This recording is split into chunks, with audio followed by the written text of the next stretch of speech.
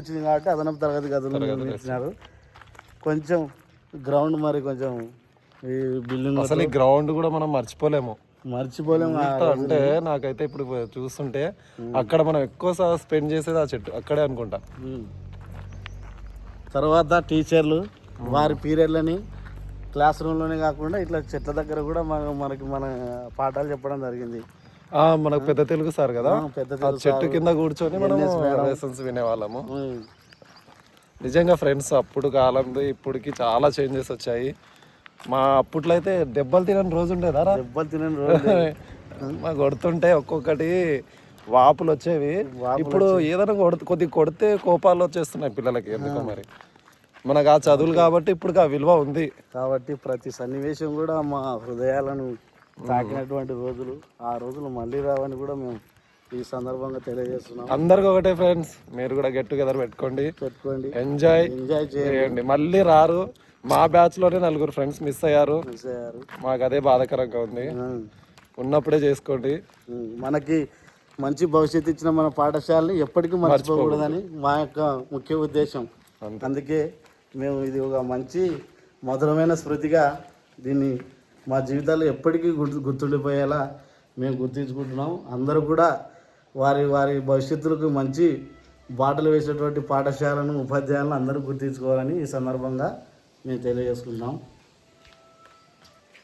ఇక్కడ ఇప్పుడైతే ఇవి అదనపు తరగతి గదిగా నిర్మించారు. అప్పుడైతే ఇక్కడ మరి అప్పుడు చెట్టు ఉండేది. ఇక్కడ చెట్టు కింద కూర్చొని పాఠాలు వినేవాళ్ళం. పారా చెట్టు అది మంచి నీడనిచ్చి మంచి చల్ల గాలి. అసలు ఇప్పుడు కూడా అదే వస్తుంది మనకు. మంచి వాతావరణం, మంచి పద్ధతిగా ఉండేది. ఇక్కడనే మళ్ళీ పెద్దలు సార్ అయితేనేమి, సైన్స్ మేడం అయితేనేమి మంచి పాఠాలు నేర్పించి మాకు మంచి జ్ఞానాన్ని కూడా వాళ్ళు ఇక్కడనే అందించడం జరిగింది. ఆ రోజుల్ని మళ్ళీ మేము మర్చిపోలేము.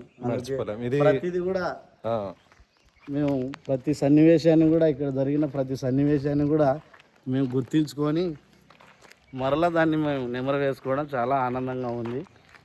నిజంగా నాకైతే ప్రతిదీ గుర్తొస్తున్నాయి అన్నమాట. 20 రోజుల్లో జరిగిన ప్రతి మూమెంట్ సన్నివేశాన్ని కూడా మనం గుర్తించుకుంటాం.